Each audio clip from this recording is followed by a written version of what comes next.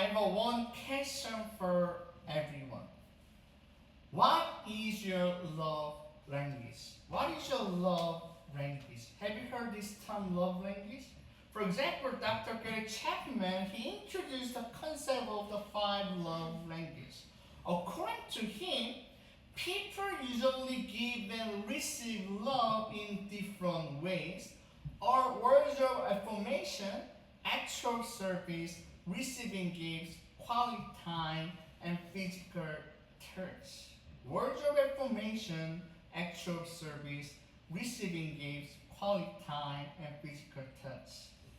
Personally, my love language is receiving and giving gifts. Therefore, I enjoy preparing gifts for others because a gift can communicate love, care, and appreciation.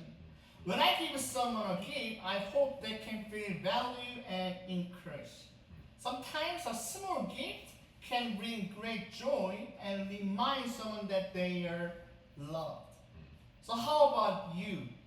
What is your love language? Can you take a moment, think about it, and if you like, can you write down your 5 love languages on your sermon notes? So think about your 5 love languages. Words of affirmation, acts of service, receiving gifts, quality time, and physical touch.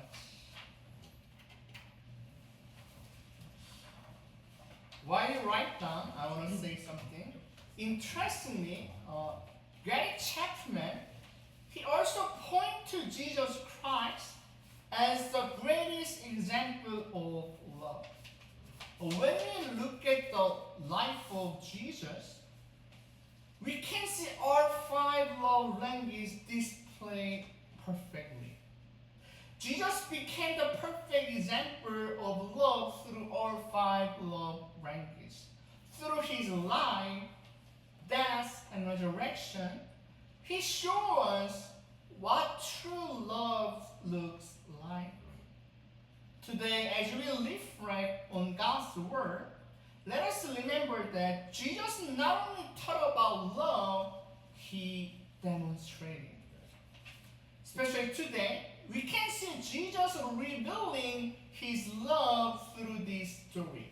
As we look at this passage, we are not simply reading about the event from the past. We are encountering the heart of Jesus and the depth of his love for his people. Therefore, let us take a moment to meditate on Jesus and his amazing love. May we see how he loves us, cares for us, and calls us to love others in the same way. So let us fix our eyes on Jesus and his love today. So let us read John chapter 13 and verse 15. By the way, let us share together your love language later. So let us read John chapter 13 verse 15. Ready, go? For I have given you an example that you also should do just as I have done to you. Let us look at one important truth from today's passage. Love in action. Can you say it together? Love in action. Yes, love is not just something we say. Love is something we do. Do you agree? True love is demonstrated through our actions. Especially in today's passage, Jesus gave us the greatest example of what love in actions looks like. For example, let us read verse 15 one more time together. Ready, go? For I have given you an example That you also should do just as I have done to you. Yet Jesus gave an example for his disciples to follow. But what exactly is an example?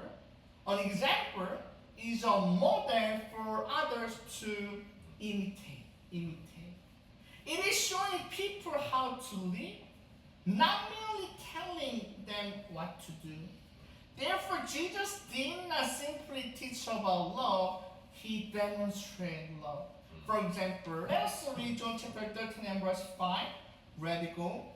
Then he poured water into a basin and began to wash the disciples' feet and to wipe them with a towel that was wrapped around him. At that time, Jesus was sharing a meal with his disciples. disciples only hours before his arrest and crucifixion. Knowing what was about to happen, Jesus chose to something unexpected. So what was his action? Yes, Jesus washed the feet of his disciples. Jesus washed the feet of his disciples. Can you imagine that scene as you can see the picture? The King of Kings knelt down before ordinary fishermen, tax collectors, and sinners. Jesus took a towel, poured water into a basin, and began to washing their dirty feet one by one. Can you believe it?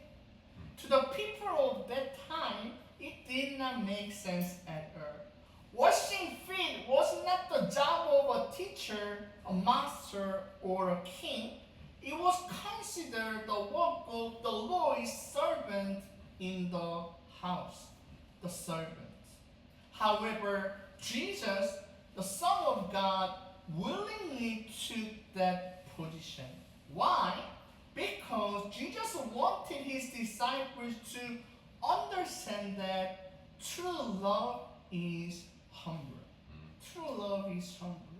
True love serves others.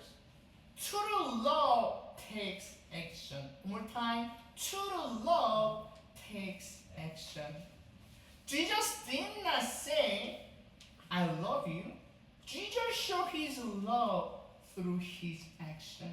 In the same way, Jesus calls us to put our love into action. So I have one question.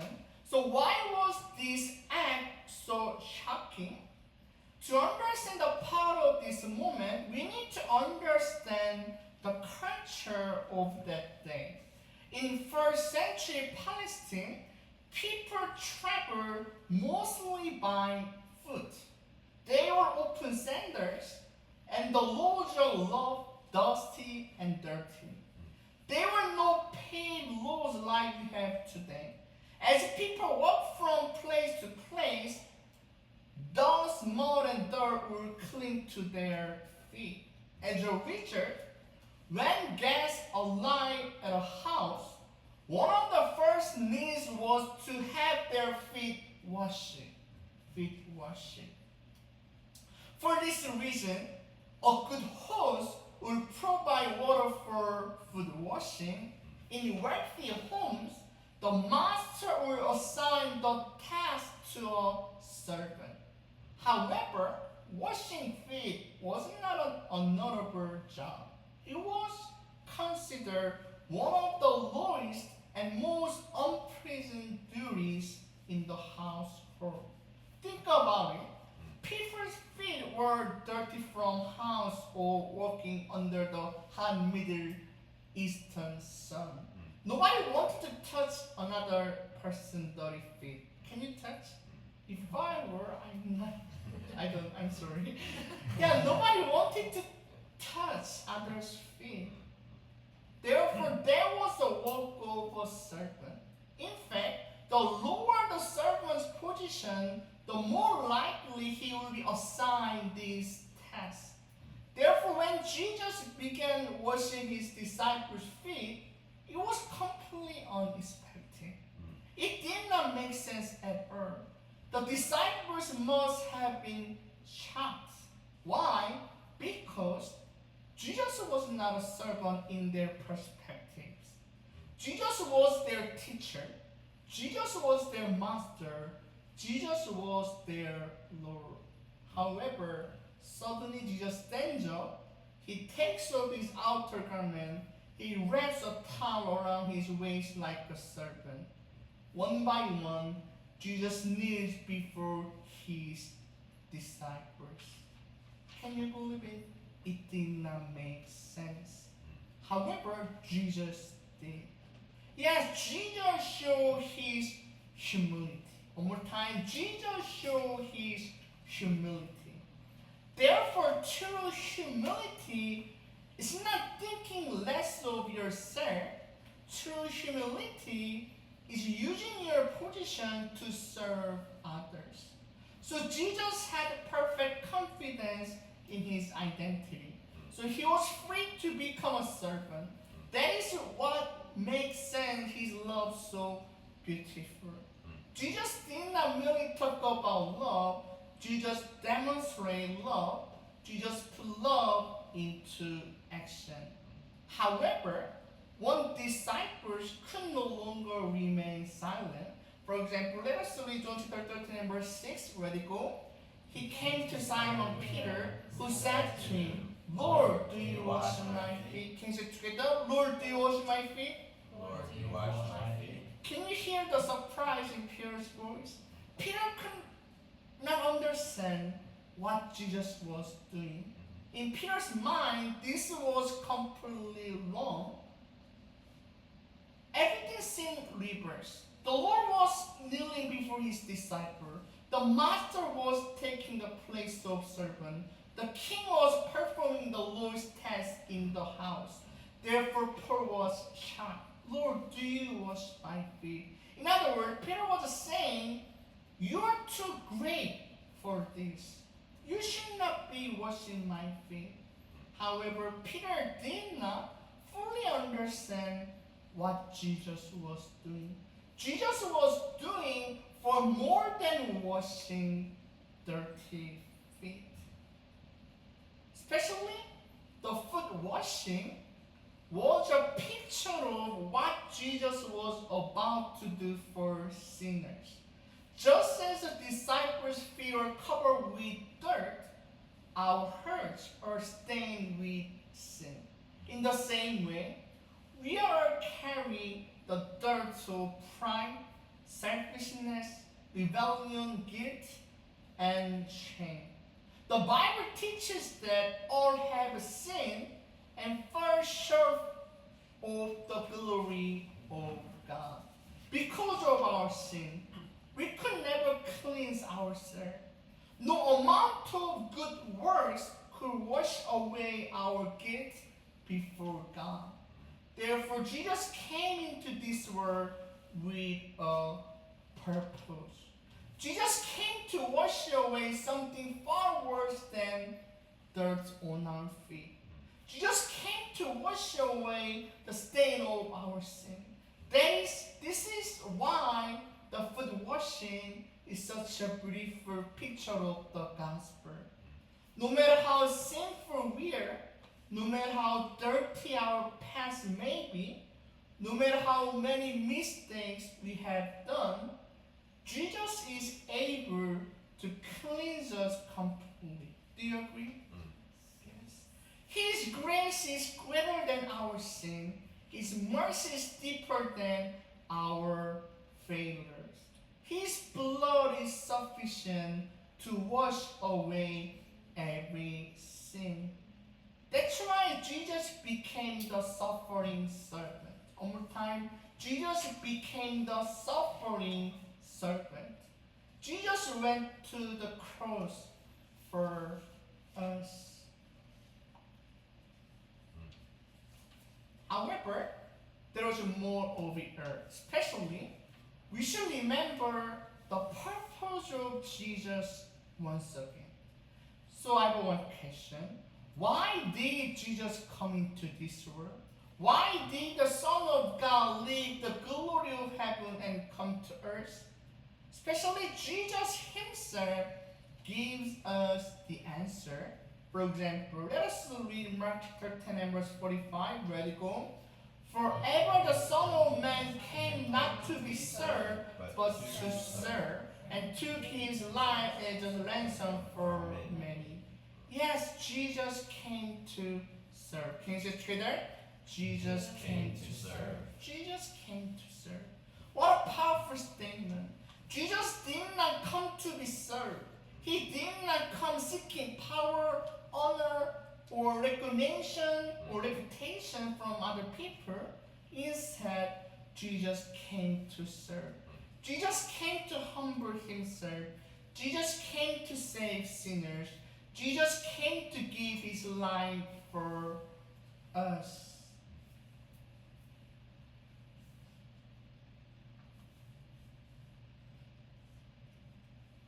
That's why Jesus is able to wash our sins are away.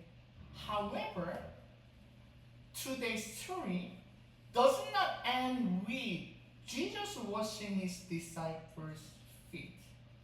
There is another important lesson that Jesus wants us to learn. Let us read verse 15 one more time together. Ready, go?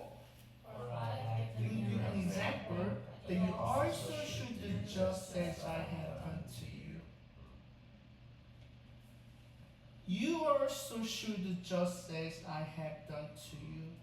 That is why Jesus showed his own example. So I have one question. What did Jesus mean by this? Did Jesus simply want his disciples to practice foot washing? Not necessary. The deeper meaning is far greater. Jesus was calling his disciples to follow his example of humble, sacrificial love like himself. Jesus was saying like this, I haven't shown you what love looks like. I haven't shown you how to serve others. Now go and do the same. In other words, Jesus was encouraging believers to wash one another's feet. This does not merely refer to the physical act. Rather, it refers to a lifestyle of humble service. It means putting the needs of others before our own. It means serving people without seeking recognition. It means loving others even when it is inconvenient. It means showing kindness when no one is watching. It means helping those who cannot repay us. It means treating others with the same grace that Christ has shown to us.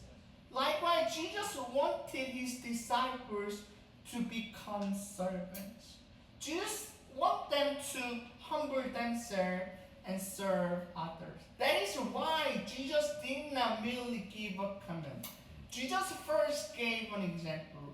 Jesus never asked us to do something that he himself was unwilling to do. He served first, he loved first, he sacrificed first, he humbled himself first. Then Jesus said, follow me. Can you say together? Follow me. Therefore, we should follow the example of Jesus. In other words, we should put love into action in our daily lives. This kind of love is not merely a feeling, it is a commitment, it is action. For example, I would like to introduce one missionary. Perhaps some of you have heard of a missionary named called 서서평, Miss Elizabeth Joanna Sheping. There was a movie about her life 10 years ago here in Korea. Let us watch the trailer first. After watching her story, we can clearly see what love in action. And there is Korean, but there is English subtitle. So let us watch first together.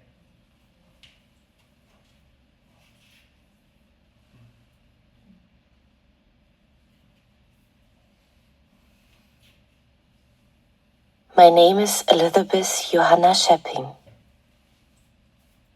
서평. 서평 is my other name.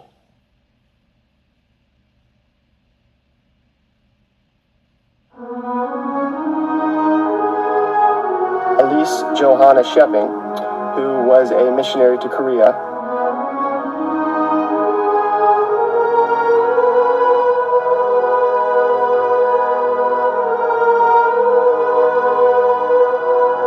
She opened her heart and shared her life story with me. 한 여인의 슬픔과 한 선교사의 강인함이 절절했던 이야기는 역사 속에서 묻혔다.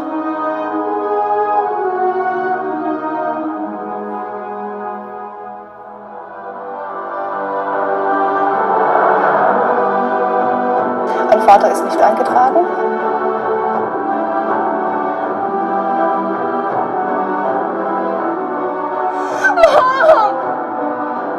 Joe's son needs medical professionals. And diesem Fall einen sehr konservativen biblischen Glauben, weil sie den Weg zu den koreanischen Frauen und Kindern gefunden. 서평은 그들에게 아낌없이 주고 싶었다. 줄 수 있는 것 모두를.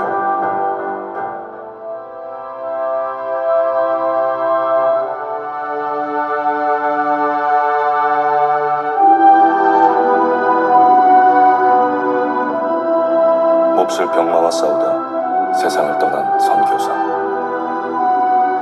그렇게 우리는 예수를 만났다. Yes, so Sopyeon came to Korea as a nurse and missionary. She left behind the comfort of her homeland and devoted her life to serving people whom may others ignore. She cared for the sick, she served the poor, she loved orphans, she helped widows, she embraced those who are rejected by society. She did not come to Korea seeking fame, she did not come looking for success. She simply wanted to love people in the name of Christ. However, her health, she passed away at a relatively young age. But before she died, she left behind a praise that continues to challenge many believers today. She wrote this praise, not success, but service. Can you say it together? Not success, but service. What a powerful testimony. The world teaches us to pursue success. Therefore, the world asks this question. Can we go together? Ready, go? How much money do you have? What position do you hold? How many people admire you? Right? The world asks this question. However, Jesus asked a different question to us. Can we go together? Ready, go? Whom have you served? Whom have you loved? Whose burdens have you carried? Yes, there was a life of Sosapyeong. Most importantly, there was a life of Jesus. Likewise, Jesus did not come seeking earthly success. He came to serve, he came to save, he came to sacrifice himself for sinners. And he cursed his followers to do the same. Brothers and sisters, this message is not only for the disciples, this is also for us. Jesus has given us example. Jesus has shown us pattern. Jesus has shown us how to live. Therefore, we have no reason to refuse humble service. Christian zeal without humility sounds hollow. Christian knowledge without love is incomplete. Christian service without love becomes a duty. One more time. Christian service without love becomes a duty. Have you ever experienced like this? For example, as I'm a pastor, I served many years at church. Sometimes serving, it might become a duty, right? But love, that's why Jesus demonstrated his love for us. But when we truly understand what Christ has done for us, love naturally overflows from our hearts. Therefore, serving others is not an option for believers.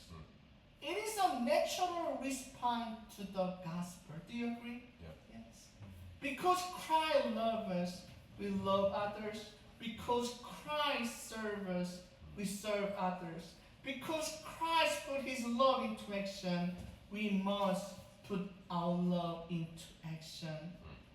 So I have one final question for everyone. So how can we put our love into action?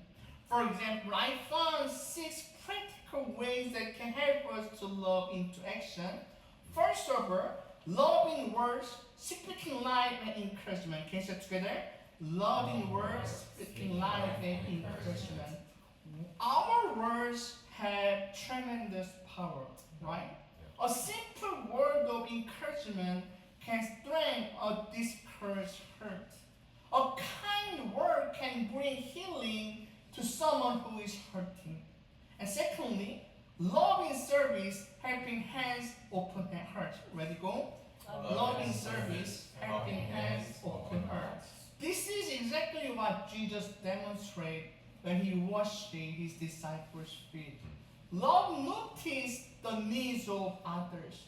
Love is willing to help even when it is inconvenient. And thirdly, loving presence, showing up when it matters. Can you say it together? Loving presence, showing up when it matters. Especially I like this one the most. One of the greatest gifts we can give someone is our presence. When people are grieving, hurting, lonely, or discouraged, they do not always need perfect advice. Have you ever experienced, right? Therefore, we can show Christ's love by simply being present. Yes. Being present in the lives of others. Also, loving forgiveness, releasing and healing. Can you say it together? Loving forgiveness, releasing and healing. Yes, forgiveness is one of the most difficult expressions of love. Even pastor, it is difficult. When someone hurts us, our natural response is often anger or resentment. However, Jesus forgave us when we were sinners. Forgiveness does not mean pretending that the hurt never happened. It means releasing the burden to God and allowing His grace to heal our hurts. Also, loving generosity, give with a joyful heart. Ready, go? Loving generosity, give with a joyful heart. Yeah, Jesus gave everything for us. Therefore, generosity is not only about money. We can be generous with our time, our attention, our resource, and our compassion. Lastly, loving identity, living in love as God's beloved children. Ready, go? Loving identity, living in love as God's beloved children. Finally, we must remember who we are. Before we can love others well, we must remember that we are deeply loved by God. We are not trying to earn God's love. We already have God's love through Jesus Christ. Yes, we are His beloved children. Can you say it together? We are His beloved children. We are His beloved children. Furthermore, as we practice the 5 love languages, words of affirmation, acts of service, receiving gifts, quality time, and physical touch, we can also become powerful instruments of God's love. Through these simple acts, people can experience the love of Christ through us. So I have one final question for everyone. Are you ready to love one another? The world needs people who will demonstrate love. The world needs believers who will live like Jesus. The world needs Christians who will put love into action, and that is you. Jesus washed our sin. Follow His example of love. Love in action. Let us love one another. Can we do it together? Ready, go? Jesus washed away our sins. Follow His example of love. Love in action. Let us love one another.